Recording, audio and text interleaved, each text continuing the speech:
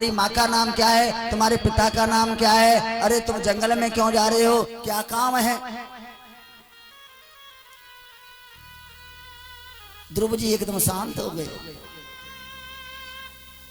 बेटा हाँ मैं पूछ रहा हूँ तुम्हारा नाम क्या है, कि मेरा नाम ध्रुव है। तुम्हारी माँ का नाम क्या है, कि मेरी माँ का नाम सुनीति है। अच्छा तो तुम कहाँ जा रहे हो, कि मैं वन में जा रहा हूँ। कि क्यों जा रहे हो, कि मैं वन में भगवान का भजन करने के लिए जा रहा हूँ, तपस्या करने के लिए जा रहा हूँ। कि क्यों, कि मेरी माँ कहती है कि वन में भगवान मिलेंगे, तपस्या करने से भगवान मिलेंगे।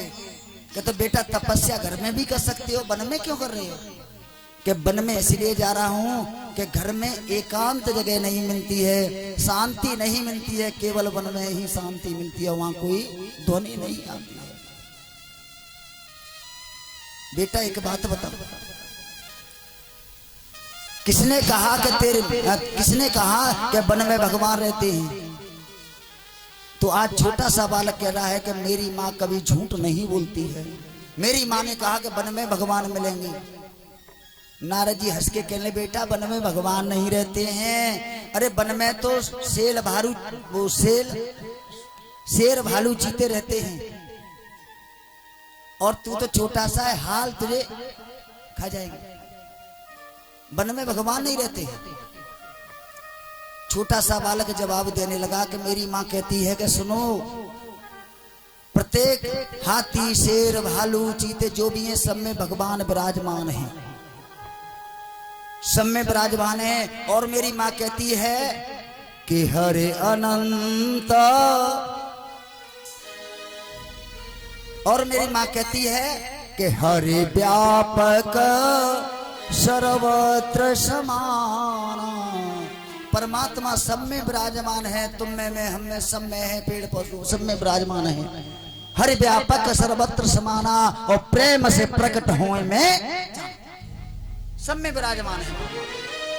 तो मेरी माँ कहती है कि शेर चीते भालू जो भी है सब में भगवान विराजमान है। अच्छा तो दूसरी बात ये बता बेटा, अपने घर में कितनी बार भोजन करता है। कि मुझे बाबा पता नहीं है, जितनी बार माँ मेरी मुझे गोदी में बिठा करके भोजन कराती है, अपने यहाँ से उतनी बार कर लेता हूँ। तो बेटा एक बात बता, या वन में तेरी कौन सी माँ बैठी है तुझको भोजन कराने के लिए। तो आज देखिए कि छोटा सा बालक नारद जी पे कितना भारी पड़ रहा है। किसका प्रभाव है मालूम है, ये भक्ति का प्रभाव है, माँ के आशीर्वाद का प्रभाव है, और माँ के संस्कार का प्रभाव है।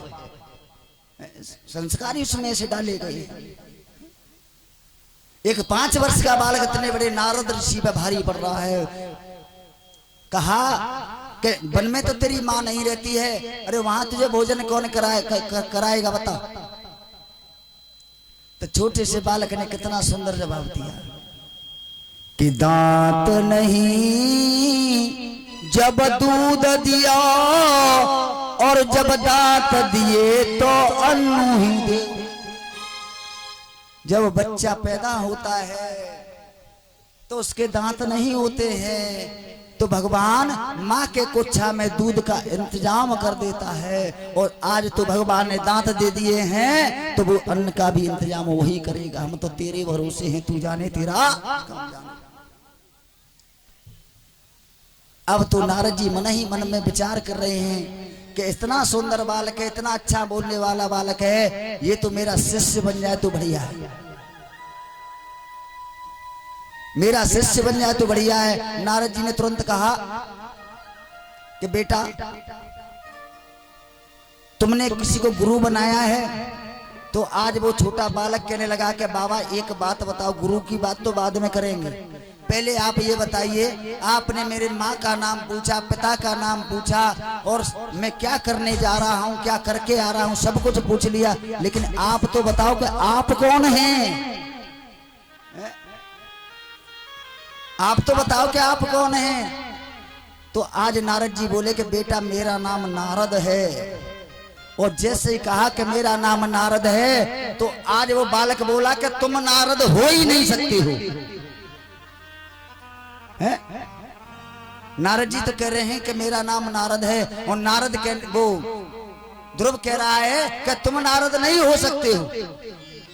कि बेटा मेरी बात सत्य मान, मैं ही नारद हूं। कि मैं मानता ही नहीं, मैं नहीं मानता हूं, क्योंकि मेरी माँ कहती है कि जिसको नारद के एक बार दर्शन हो जाए उन्हें परमात्मा से मिलने से कोई रोक नहीं सकता है। अरे तुम कैसे नारद हो? मैं परमात्मा से मिलने के लिए जा रहा हूं और तुम मुझे रोक रहे हो, इसलिए तुम नारद नहीं हो। नारद जी के नेत्र सजल हो गए, बेटा मैं ही नारद हूं। अब बता, तेने किसी को गुरु बनाया है? तो आज छोटा सा बालक ध्रुव कहने लगा कि मेरी माँ ने मुझसे कहा था कि बेटा अगर तुझे कहीं नारद जैसा संत मिल जाए तो तुरंत चरण पकड़ लेना और कह देना कि आज से तुम मेरे गुरु हो। आज नारद जी के नेत्र सजल हो गए। और देखिए, ये संसार का नियम है, प्रत्येक का गुरु होना चाहिए, प्रत्येक का गुरु होना चाहिए। क्योंकि रामचरितमानस में आता है कि गुरु बिन भवनिधि तरे न कोई, और जो बिरंच शंकर सम हुई। चाहे भगवान शिव के समान हो, लेकिन उसका भी उद्धार नहीं होता है जब तक उसका कोई गुरु नहीं होता है। सबको गुरु बनाना चाहिए। लेकिन भैया आजकल कले हुए है, कुछ भी हो सकता है। आधे जो बढ़िया बढ़िया गुरु है वो तो जेल में रहे, बढ़िया बढ़िया गुरु है जिनको भगवान समझ के पूजा जाता था। बता रहा हूं, भगवान समझ के पूजा जाता था, भगवान की पदवी दी जाती थी। आज वो जेल में रहे, बताओ क्या करो या उनको। यानी गुरु ने कहते विश्वासी खत्म है। हमारे गुरुजी कहते थे, हमारे गुरुजी कहते हैं कि अगर तुझे गुरु बनाना है तो भगवान शिव को गुरु बना ले। जितने लड़का हैं उनको गुरु बनाने तो हनुमान जी को गुरु बना लो। जय जय जय हनुमान गोसाई, और कृपा करो गुरुदेव की। अरे जैसे आपने कृपा की थी गुरु बन करके, किसकी? तुलसीदास जी की। चित्रकूट के घाट में भई संतन की भीड़, और तुलसीदास चंदन किसने को और देता। जब गुरु बन के तुलसीदास जी क्यों आपने राम के दर्शन बनाए, तो हनुमान जी को गुरु बना लो ना। हमारी माता बहनें बनाना चाहती है तो भगवान शिव को गुरु बना लो। और गीता में भगवान खुद कहते हैं कि हे अर्जुन, कि वासुदेव सुतम देवम, कि वासुदेव सुतम देवम कंस चारूर मर्दनम देवकी परमानंदम कृष्णम वंदे जगत गुरु। सारे जगत का गुरु मैं हूं, सारे जगत का गुरु मैं हूं। तो भैया फिर ऐसे गुरु ने क्या जरूरत है? और आजकल कान्य में है गो मालूम है भैया, बुरा मत मानियो, मेरे शिष्य हैं, मेरे हैं, ज्यादा ना तो 10-20-30 तो होंगे, पर मैं ज्यादा बनावत ना हूं। क्यों? कि आजकल गुरु की महिमा बड़ी खराब है गई है।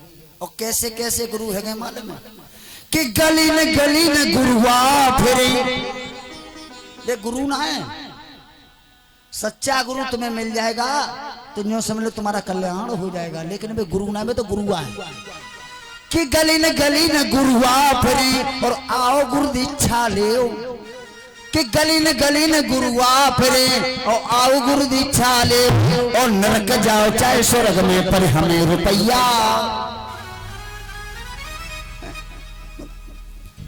गली न गुरुआ फिरे, आओ गुरु दीक्षा ले। और चाहे नरक में जाओ चाहे स्वर्ग में, पर हमें रुपया दे। ऐसे गुरु है। जितने बड़े गुरु बने उनके देखो कितने लंबे लंबे आश्रम बन रहे। और सच्चे गुरु हैं, जो वास्तव में गुरु हैं, उनके घर पे तुम्हें अच्छी तरह से झोंपड़ी नहीं मिलेगी। क्योंकि गुरु को कभी लालच नहीं होना चाहिए। और न तो गुरु लालच वाला होना चाहिए, और न चेला भी लालच वाला होना चाहिए। चेलो आजकल के बढ़िया है, कमी काऊ की ना है। चेला मालूम कैसे है गए, गुरुजी बड़ा ढूंढ डांड के बनावत है अच्छो सो कैसो के बिल्कुल बड़े बूढ़े है वो 85-90 साल को 85-90 साल को है वो नेक नारे हलती हो और खूब बढ़िया मंदिर हो आश्रम हो और बात 10-20 बीघा खेत लगे रहो। तुरंत जाके गुरुजी चलेंगे, गुरुजी हैं आते मैं तुम्हारा शिष्य हूँ, तुम्हारी सेवा करूंगा, बड़ी सेवा करेंगे रात दिन। और काय चक्कर में मालूम है कि कब गुरुजी की स्वाहा होए और गुरुजी की गद्दी मोह मिले और मंदिर की चढ़ौनी और जमीन जायदाद सबरी में आराम दे समय। लोभी गुरु लालसी चेला होए नरक में ठेलम। ऐसे गुरु नहीं बनाने चाहिए। हमारे कहावत आती है कि गुरु बनावे छान के और पानी पिए जान के, नहीं गुरु बनावे छान, हाँ गुरु बनावे जान के और पानी पीवे छान के। बुरा मत मानिए, इतने 1 में नेटवर्क कम हो जाता है और 1 घंटा बाद फिर आने करेंगे। गुरु बनावे जान के और पानी पीवे छान के। अच्छा जब बात सही है तो रन्ने शांत रहे, घर को बेदी लंका ढावे। जी बहुत पुरानी कहावत है जो हमारे पिता समान बुजुर्ग बैठे सभी जानते होंगे। गांव की कहावत है कि गुरु बनावे जान के पानी पीवे छान के। सही बात है कि गंत है? अरे कछु तो या मोड़े में से बोलो सही गंत हुए सकते हैं। मैं वो शास्त्री हूँ आजकल के जैसे मैं पुराने जमाने को। देखो अभी तक बार ना पजे मेरे इतने पुराने जमाने को। मैं भमूर पे आम लगा सकता हूँ और ये सत्य बात है। तुम पे कब बात कहाँ लग रहे भी लग रहे देख लो। सही बात है गंत बात, लेकिन मेरे हिसाब से गंत बात है जी कि गुरु बनावे जान के पानी पीवे छान के। हवाला नाली में तो 2 बाल्टी पानी मंगा रहा हूँ और त्या आखने के सामने मैं 20 बोध फिल्टर करवाऊंगा छनवाऊंगा। पी ले कोई बता को पी ले, बता हाथ उठा के तुम पी ले कोई? ले हवाला कह रहे कि सही बात है और नहीं के देर पन्ना पलट को हवाला एक नाली में तक बाल्टी पाई मंगाया जाए तो सामने छान के 1 गिलास दे दो जा को पी के लिए तैयार है। ये को तैयार नहीं होगा मोबाइल में, ठीक है। और इसीलिए और जिनने जाने के जो गुरु बनाए हैं, जाने के जो गुरु बनाए हैं उनकी जेल में आरती रोज है रही है ओम जय जगदीश। कहने का भाव ये है कि गुरु बनाओ छान के और पानी पियो जान के कि ये पानी पीने योग्य है। अगर इस समर को चलाया जाए, पानी की समर को चलाया जाए तो जाए तुम कपड़ा लेके छानोगे कि पियोगे? हेडपंप चलाया जाए उसमें तो पानी पियोगे उसे छानोगे पियोगे? केवल जान लो कि ये पीने योग्य है या नहीं है। ऐसे गुरु को छानो कि ये गुरु बनाने लायक है कि नहीं है। उसके गुण ही गुण मत देखो, उसके अवगुण भी देखो किसके अंदर अवगुण कितने, तब गुरु बनाओ। और नहीं मैं तो नहीं कहता हूं कि बिल्कुल मत बनाओ, सीधे ठाकुर जी को गुरु बना ले क्लेश। अब सत्य बात बता रहा हूं, मुझे भागवत करते काफी समय हो गया, लेकिन जो मेरे गुरु है आप सुनोगे तो मैं कहोगे कि ऐसे कह रहे पंडित जी। मैंने अपना गुरु साक्षात बांके बिहारी को बनाया है। जो मेरे गुरु हैं वे बांके बिहारी हैं। और जब भी मैं कथा कहता था, शुरुआत में पहली बार मैंने कथा की थी काफी समय पहले, तो बांके बिहारी को सामने बिठा के कथा सुनाई थी। और पहली कथा भी ऐसी लगी थी कि जाने कितने वर्षों से कथा कह रहा हूं और मुझे बड़ी शांति मिलती है। जब गुरु जी की याद आती है तो फटफटिया अपनी उठाई और अपनी घर वाली पीछे बिठाई और 50 रुपया के पेड़ा ले गुरु जी के जोर पहुंच जाते के लिए गुरु जी पेड़ा खाए। बड़ी शांति मिलती है गुरु जी के पास जाकर के बिहारी जी के मंदिर में। और वैसे गुरु तो ढूंढने पड़ेंगे केवल चौ कब वो गुरु पूनों को इंतजार करते रहते हैं कब गुरु पूनो आवे। इसलिए कहने का भाव ये है कि गुरु बनाओ जान के छान के पानी पिए जान। आज गुरु मंत्र लिया उन्होंने, कान में मंत्र बोला, 12 मंत्र 12 अक्षर मंत्र बोला, ओम नमो भगवते वासुदेव। जाप करने लगे, एक वृक्ष के नीचे जाकर के खड़े हो गए, जाप कर रहे हैं। आज 3 दिन तक ध्रुव जी कुछ नहीं खाते हैं, 3 दिन बाद केवल फल तोड़ के खा लेते हैं। फिर 6 दिन तक कुछ नहीं खाते हैं, 6 दिन बाद फिर फूल तोड़ करके खा लेते हैं, फिर 12 दिन तक कुछ नहीं खाते हैं, 12 दिन बाद केवल पत्ती तोड़ के खा लेते हैं, फिर 24 दिन तक कुछ नहीं खाते हैं, 24 दिन बाद थोड़ा जल पी करके रह जाते हैं। ऐसे करते 48 दिन 60 दिन हो गए। अब तो अखंड समाधि लग गई। और अखंड समाधि कब लगती है? जब हमारे हृदय में भगवान की झांकी प्रकट हो जाती है। अब तो ओम नमो भगवते वासुदेवा का जाप होने लगा। और सभी मेरे साथ में जाप करेंगे कि बोलो ओम नमो भगवते वासुदेवाय। शाबाश, भगवान उठा ले मोई तुम्हें नहीं, तुम तो खूब रहो। भगवान करे तुम 2.5 से बस सब जियो और नहीं गाओ जोड़ते ले भगवान के भजन कर बे में उनको शर्म लग रही है। हवाला भंडारा हो तो पारने की भीड़ होती तो सबसे पहले हम ही घुसेंगे। गाओ, जब तक भजन नहीं करोगे ये तो मत कहियो कि भूखे पेट न होए, भूखे भजन न होए गोपाला। अभी तो भूखो टाइम होना है देखो। तो कहा जोर से ताली बजा के जप ओम नमो भगवते वासुदेवाय, ओम नमो भगवते वासुदेवाय। अरे तू डूब के मर जा रे, तुम कौन करे मोहित कह रही हो सब चौकर निगाह तुम्हारी मेरी तरफ है, सारो मेरी तरफ है। भाई ऐसा मैंने भाई बताओ, मैंने बुरो काम तो ना करो कोई। क्या उनसे कह रहे हो जो भगवान को नाम ना ले रहे हो, नहीं कहना तो कह रहे हो। हाँ सब सही है, ठीक है। ताली बजाते हुए कि नाय राम नाम लीना, नाय राम नाम लीना जा भरी जबानी में। अरे तू मर जा रे पानी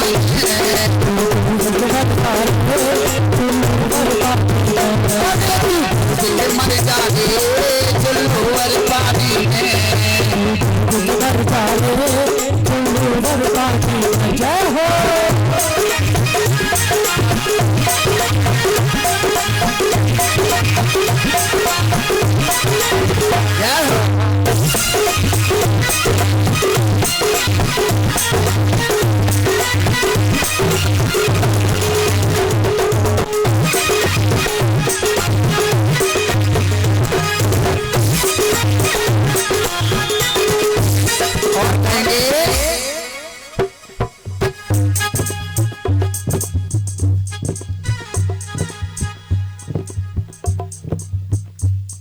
कितनी जोर की तारी बज रही है। हे भगवान, कालायो आटी में बस गो काठी में, कालायो आटी में बस गो काठी में, कालायो आटी में बस गो काठी में, कालायो आटी में बस गो काठी में। ये सुंदर सिखाया की माटी में, सिखाया कालायो आटी में बस गो काठी में, अरे जे सुंदर सिखाया मिल गई माटी में, सुंदर सिखाया मिल गई माटी में। पानी को बबूला है, पानी को बबूला है और मिल जाए गो पानी में। मर जा रे मर पानी में, अरे तू मर जा रे मर पानी में। राम नाम लीना, राम नाम लीना जाओ हरी जवानी में। मर जा रे मर पानी में।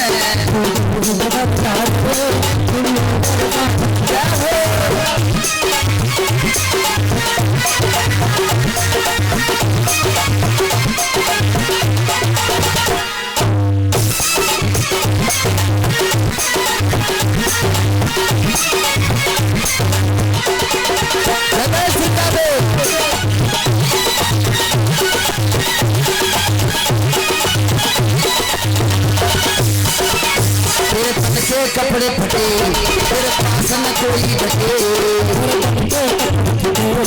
तेरे पास न कोई बटे, तेरे तन के कपड़े फटे तेरे पास न कोई बटे,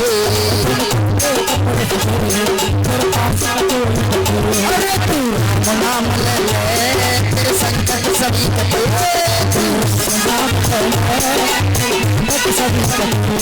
तेरे तन के कपड़े फटे तेरे पास न कोई बटे, तेरे पास न कोई बटे। तू नाम ले ले तेरे संकट सभी कटे,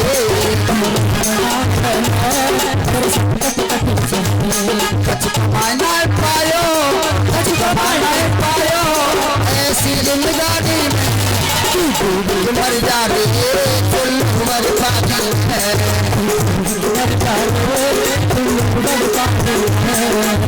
मना बलीना मना बलीना कावरी जवानी में तू डूब मर जा रे फुल मर पानी है, वो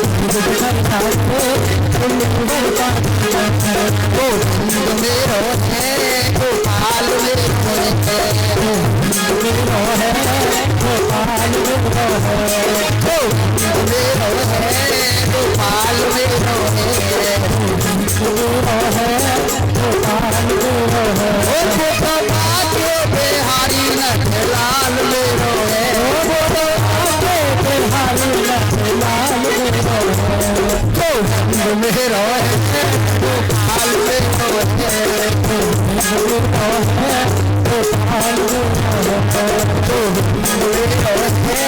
पाल मेरो है, मेरो है वो पाल मेरो है। बोलिए गोविंद भगवान की जय हो। आज जैसे ही ध्रुव जी की समाधि लगी अब तो देवताओं का सांस लेना बंद हो गया और आज दुखी होकर के भगवान के पास पहुंचे तो भगवान ने कहा कि देवताओं चिंता मत करो, एक मेरा छोटा सा भक्त मेरा पूजन कर रहा है, मेरी तपस्या कर रहा है और मैं जाकर के उसे दर्शन दे देता हूं, तुम्हारा सांस लेना अनिवार्य हो जाएगा। आज भगवान आए और आकर के ध्रुव के सामने खड़े हो गए, लेकिन भगवान ने कहा कि ध्रुव आंखें खोलो हम आ गए, लेकिन ध्रुव जी ने अपनी आंखें नहीं खोली, अपने नेत्र नहीं खोले। जब अपने नेत्र नहीं खोले तो भगवान समझ गए कि इसके अंदर मेरी झांकी है, उस झांकी को देख करके खुश हो रहा है। और जैसे ही भगवान ने अपनी झांकी को खींचा तो झटपटा करके एकदम नेत्र खोल लिए, और जैसे ही नेत्र खोले तो जिस झांकी के दर्शन ध्रुव अपने हृदय में कर रहे थे ना, सामने खड़ी हुई है। बोलिए गोविंद भगवान की जय हो। अब तो एक भक्त भगवान को देख रहा है और भगवान भक्त को देख रहा है। 10 मिनट हुई, 20 मिनट हुई और आध घंटा हो गया, न तो ध्रुव कुछ बोल रहे हैं और न भगवान कुछ बोल रहे हैं, कोई कुछ नहीं बोल रहा। और जैसे ही आधा घंटा, ये कैसा भक्त है कि कुछ बोलता ही नहीं है। और ध्रुव जी इसलिए मुस्कुरा रहे हैं कि प्रभु मैं क्या बताऊं, मैं तो छोटा सा बालक हूं, मुझसे तो बोलना आता ही नहीं है। देवता मुस्कुरा रहे हैं कि प्रभु आपने तो बहुत अच्छा किया कि ध्रुव को दर्शन दे दिए, अब हमें सांस लेने में दिक्कत नहीं होगी। सुखदेव जी इसलिए मुस्कुरा रहे हैं कि देखिए इस संसार को एक पैगाम देना चाहते हैं कि हम 100 वर्ष के होके मर जाते हैं लेकिन फिर भी कुछ नहीं कर पाते हैं। एक छोटे से बालक ने परमात्मा को अपने सामने आने के लिए मजबूर कर दिया। और परीक्षित क्यों मुस्कुरा रहे हैं? परीक्षित इसलिए मुस्कुरा रहे हैं कि हे सुखदेव जी, आप जैसा संत पा करके मैं तो धन्य हो गया, अब मुझको कोई भय नहीं है, चाहे तक्षक नाम का सर्प मेरे लिए आज ही आ गया, अब मुझको कोई भय नहीं। आज भगवान देख रहे हैं, ध्रुव कुछ नहीं बोले हैं, और जैसे ही अपना शंख निकाला और ध्रुव की ग्रीवा से लगाया, तो अब तो मंत्रों में बोलने लगे। शांताकारं भुजगशयनं पद्मनाभं श्रीशरं विश्वाधारं गगन सदृशं मेघवर्णं शुभांगं लक्ष्मीकांतं कमलनयनं योग विद्यानगम्यं वंदे विष्णु भवहरं सर्वलोकैकनाथं। भगवान कहने लगे कि ध्रुव तुम्हें क्या चाहिए, किसके लिए तपस्या कर रहे हो?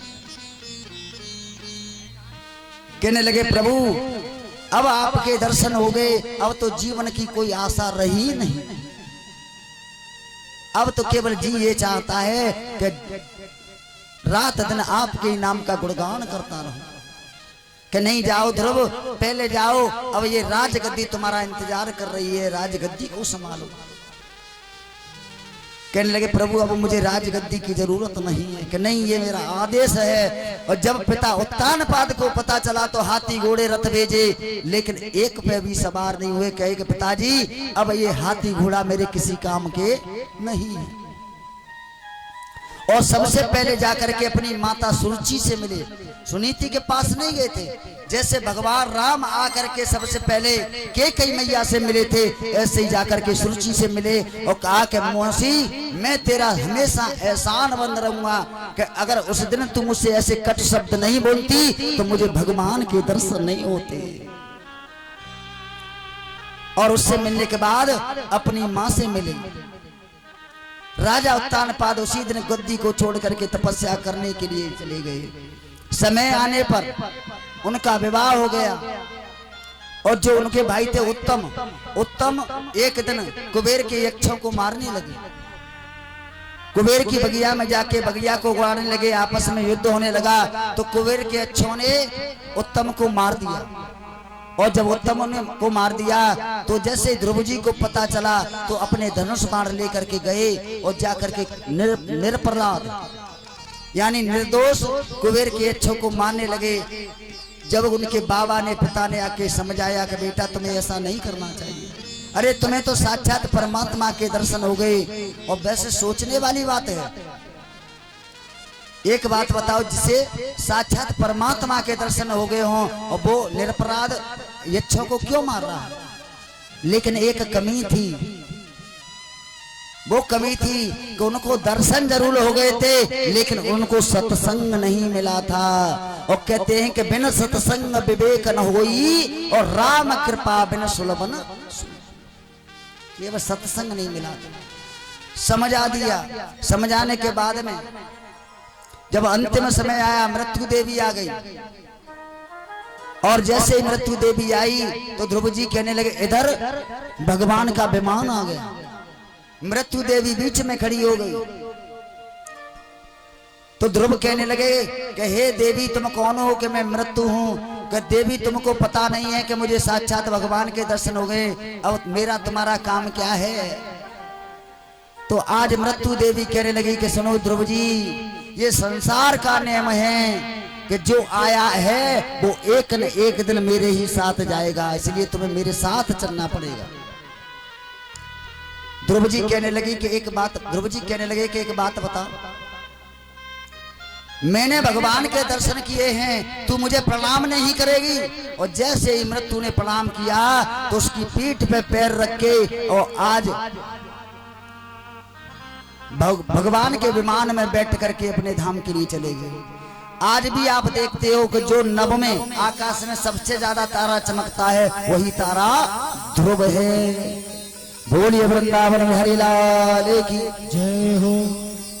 आइए आज की कथा को यहीं विराम देंगे। और एक बात मैं आप लोगों को बता दूं,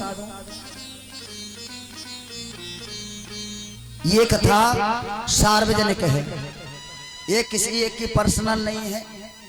वैसे करने वाले मस्ती में पागल किया,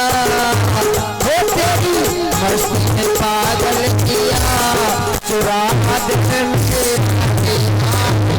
आगे हरी किया, जो दिल मेरा किया, मस्ती में हरी किया, चुरा दिल मेरा किया, आगे हरी किया, चुरा दिल मेरा किया।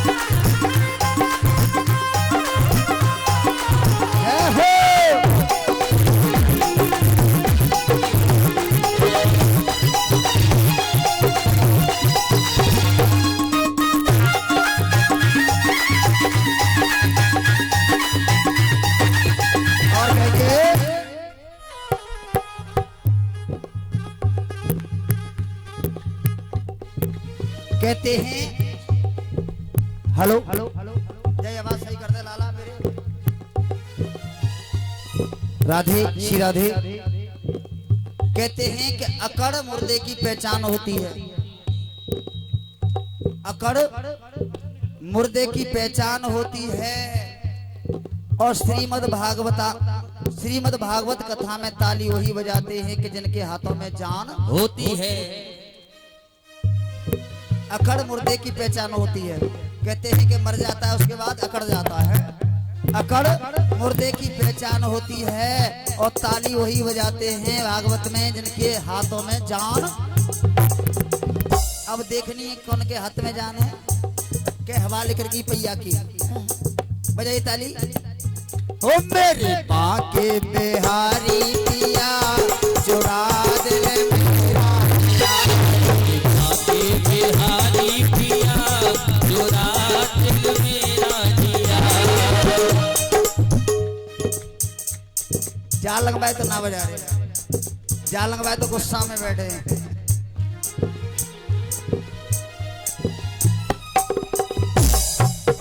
हो हाय हाय तूने ये क्या किया।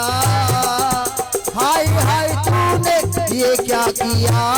चुरा दिल मेरा पिया। बाके बिहारी पिया चुरा दिल मेरा जिया।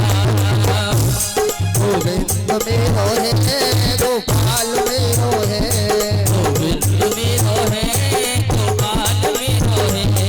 गोविंद मेरो है गोपाल मेरो है। गोविंद मेरो है गोपाल मेरो है। गोविंद मेरो है गोपाल मेरो है। गोविंद मेरो है गोपाल मेरो है।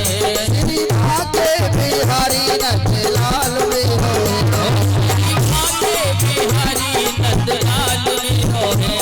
गोविंद मेरो है गोपाल मेरो है। गोविंद मेरो है गोपाल मेरो है। गोविंद मेरो है गोपाल मेरो है। गोविंद मेरो है गोपाल मेरो है। गोविंद भगवान और प्रेम से बोलेंगे जय जय श्री राधे। राधे श्री राधे। श्री सुखदेव जी कहते हैं कि हे महाराज परीक्षित, मैंने कल की कथा में आपको बताया था कि माता दिति के दो पुत्र हुए। एक का नाम था हिरण्याक्ष, दूसरे का नाम था हिरण्यकश्यप। और जैसे ही 12 अवतार लेकर के भगवान ने हिरण्याक्ष का वध किया, उसी दिन से हिरण्यकश्यप भगवान से द्वेष मानना लग गए, यानी द्वेष मानने लग गए। अब तो सबसे बड़ा दुश्मन मानता था तो वो भगवान को अपना मानता। और आज भगवान से बैर मानने के कारण, भगवान से अपने भाई की मृत्यु का बदला लेने के लिए उसने ब्रह्मा जी की तपस्या प्रारंभ कर दी। बड़ी सुंदर कथा है, ध्यान से सुनेंगे तो बहुत आनंद आएगा।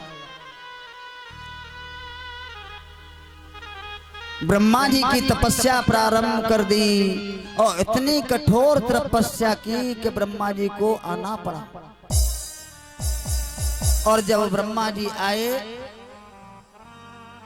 कहा करे हिरण्यकश्यप तू किस लिए इतना कठोर तप कर रहा है, बता तुझे क्या चाहिए, कौन सा वरदान चाहिए। तो आज हिरण्यकश्यप ने कहा कि मुझे 2-4 वरदान नहीं चाहिए, मुझे तो एक ही चाहिए। कि बता क्या चाहता है, कि मुझे अमर कर दो। और जैसे ही कहा कि अमर कर दो, अब तो भगवान कहने लगे कि देख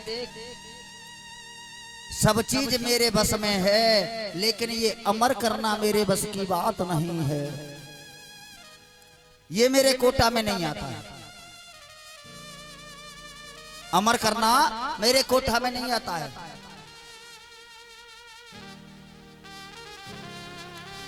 अब तो हिरण्यकशिपु कहने लगा कि हे ब्रह्मदेव, मैंने तो तप इसीलिए किया था कि देख एक की जगह तू 2 वरदान मांग ले, लेकिन ये अमर वाली बात है, इसको भूल जा। तो आज वो कहने लगा कि सुनो, तो मैं जितने वरदान मांगूंगा उतने देने पड़ेंगे। या तो एक वरदान दे दो, अमर कर दो, अगर अमर नहीं कर सकते हो तो मैं जितने वरदान मांगूंगा उतने वरदान देने पड़ेंगे। ब्रह्मा जी कहने लगे कि चल जा, बात पे तो हम राजी हैं। तो वरदान मांगा कि न मैं दिन में मरूं न मैं रात में मरूं। ब्रह्मा जी ने कहा कि ठीक है, चल दे दिया। न मैं दिन में मरूं न मैं रात में मरूं, चल दे दिया। कि न मैं भीतर मरूं न मैं बाहर मरूं, ये भी दे दिया। न मैं ऊपर मरूं न मैं नीचे मरूं, ये भी दे दिया। कि अब तो हैगे पूरे, अब तो हैगे पूरे। तो हिरण्यकशिपु कहने लगा कि हे ब्रह्मदेव, अभी पूरे नहीं हुए, अभी तो शुरुआत हुई है। तो बता कौन कौन से मांगना चाहता है, तो तू एक बस लिस्ट लगा बोल दे। तो कहने लगा कि न मैं दिन में मरूं न मैं रात में मरूं, न ऊपर मरूं न नीचे मरूं, न भीतर मरूं न बाहर मरूं, न दिन जो 12 महीने बनाए हैं न 12 किसी भी महीने में न मरूं, और न मैं नर से मरूं न मैं नारायण से मरूं, न मैं अस्त्र से मरूं न मैं शस्त्र से मरूं। ये तो बहुत है क्यों जी महाराज जी, तो गिनती तो ऊपर न करे। न मैं दिन में मरूं न मैं रात में मरूं, न ऊपर मरूं न नीचे मरूं, न बाहर मरूं न भीतर मरूं, न अस्त्र से मरूं न शस्त्र से मरूं, न नर से मरूं न मैं नारायण से मरूं। और जो बिदने 12 महीना बनाए का महीना में न मरूं।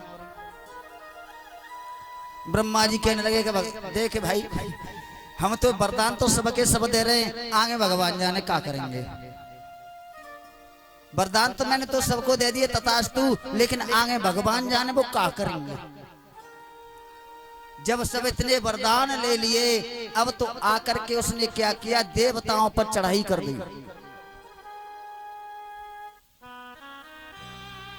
देवताओं पर चढ़ाई कर दी, और देवताओं पर चढ़ाई करने के बाद में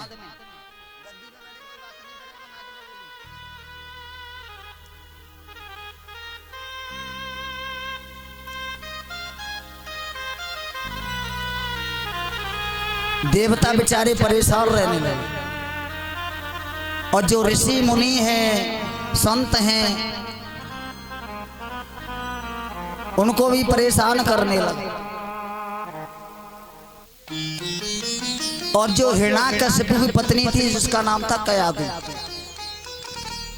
देखिए एक तो पति तो ऐसा है कि भगवान से बैर रखता है, और पत्नी जो कयादु है वो भगवान की बहुत बड़ी भक्त थी। और देखिए मैंने सुना है, पढ़ा तो नहीं है लेकिन सुना है कि जब कयादु का जबरदस्ती विवाह हुआ था, विवाह होके आया था, तो भगवान ठाकुर जी की तस्वीर को अपने बक्से में सबसे नीचे रख के लाई थी। ऐसी थी कयादु कि पहले पति की पूजा करती थी, पति जैसे ही अपने राजकाज से चले जाते थे, उसके बाद अपने संदूक को खोलती थी, उसमें से मेरे कन्हैया को निकालती थी, और निकालने के बाद भोग लगाती थी, पूजन करने के बाद तब भोजन प्रसादी करती थी। ऐसी थी कयादु।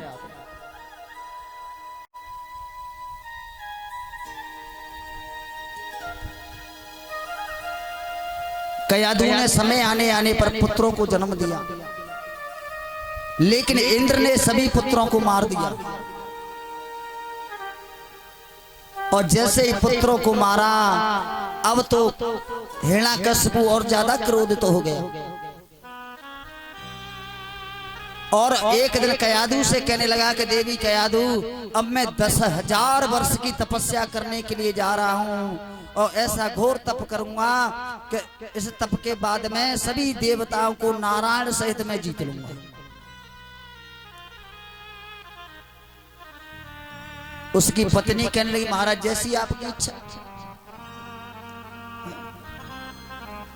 कोई कोई ऐसा मिल जाता है ना घर में, अजुड गामन में कहता है ना कि हमारा आदमी तो बढ़िया है वैसे, लेकिन तो अजुड है, और बुरा मत मानी, हमारी पंडिता नहीं कह देते, तुम तो वास्तव में उजुट दो।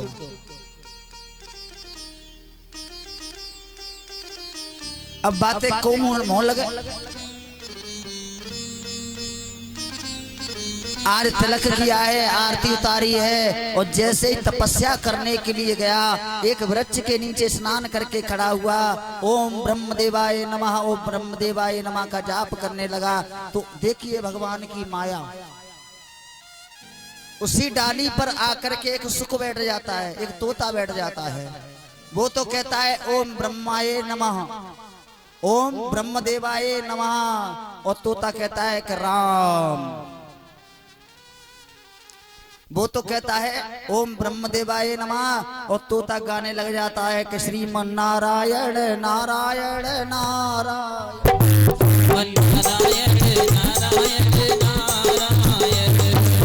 नारायण नारायण नारायण नारायण नारायण नारायण नारायण नारायण पाप होए सब नारायण बचपन नारायण नारायण नारायण नारायण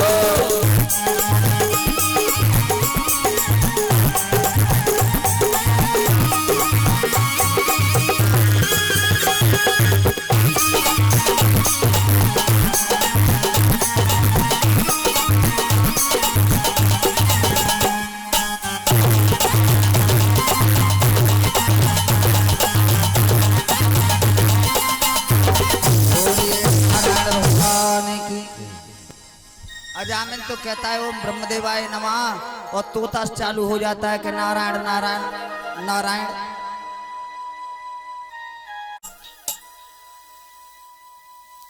तो कहने लगी स्वामी ये तो बड़ा गड़बड़ हुआ, उस दुष्ट तोते ने किसका नाम लिया था? उस दुष्ट तोते ने किसका नाम लिया था? अरे वही हमारे दुश्मन का ले रहा था, राम का। अच्छा, आज हाथ पकड़ के भीतर ले गई, सुंदर आसन डाला और बिठाया, और बिठाने के बाद कहे प्रभु मैं भूल गई वो तोता क्या कह रहा था, मैं भूल गई वो तोता क्या कह रहा था। अरे कया दूं, वो नारायण नारायण कह रहा था। अच्छा, वो नारायण नारायण कह रहा था। देख लो कितना बुरा तोता था है, और तुम्हारे दुश्मन का नाम तुम्हारे सामने ही ले रहा था। हाँ कया दूं। फिर भोजन प्रसादी बनाई, सामने रख के थाल रख दिया, और जैसे ही खाने के लिए महाराज वो तोता क्या कह रहा था? तोता क्या कह रहा था? अरे कह दूं, तुम बार बार पूछती हो तोता क्या कह रहा था। कि देखो काम कर रही हूं ना घर का, पता नहीं रहता, ध्यान नहीं रहता है? और तुम्हारे दुश्मन का मैं नहीं ध्यान रखूंगी तो और कौन रखेगा? तुम्हारे दुश्मन का मैं भी ख्याल नहीं रखूं, ध्यान नहीं रखूंगी तो कौन रखेगा? अरे कह दूं, वो तोता राम राम कह रहा था। अच्छा, सैन का नंबर आया, रात को सैन करने से पहले ही पूछा कि महाराज एक बार और बता दो वो तोता क्या कह रहा है, एक बार और बता दो वो तोता क्या कह रहा था। अरे कह दूं, वो तोता राम राम राम राम राम राम राम कह रहा था। अब मत पूछना। ऐसे कह करके उस कयादू ने उस दुष्ट के मुंह से 108 बार भगवान राम का नाम बुलवा दिया। 108 बार की माला का जाप करवा दिया, और उसी रात को वो गर्भवती हो गई, और सुबह होते ही वो तपस्या करने के लिए हिरण्याकश्यप चला गया।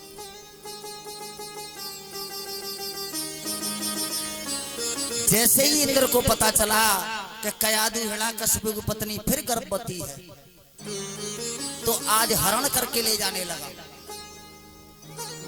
और जैसे ही नारद जी को पता चला, नारद जी आए, करे इंद्र ये क्या कर रहा है तूने पहले से ही इसके 4 पुत्रों को मार दिया, अब कहाँ ले जा रहा है? करे नारद जी तुमको पता नहीं है, ये हिरण्याकश्यप की पत्नी है। हे महाराज, ये आपका ही पुत्र है, और आप जिस दिन गए थे उस दिन मैं गर्भवती थी, तो आज उस छोटे से बच्चे को अपनी गोदी में उठा लिया, दुलार करने लगा, लाड़ करने लगा। अब प्रहलाद जी और थोड़े बड़े हुए, तो कल की कथा में मैंने बताया था कि बच्चों में दोस्ती बहुत जल्दी हो जाती है, मित्रता बहुत जल्दी हो जाती है। ऐसे ही एक मित्र मंडली बन गई उनकी प्रहलाद जी की। आज नगर में खेलने के लिए जाते